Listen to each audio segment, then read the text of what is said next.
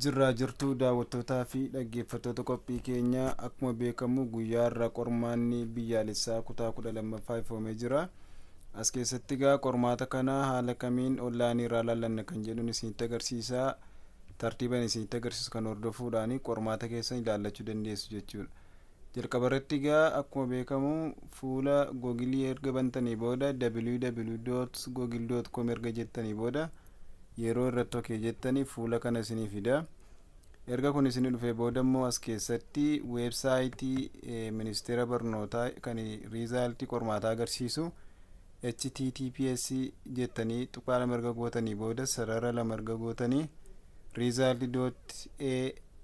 result.eaes.et kan jedhu kana irratti okee erga jettanii booda search gootu jechuudha. Kan erga search gootanii booda fuula kana isinii fida jechuudha.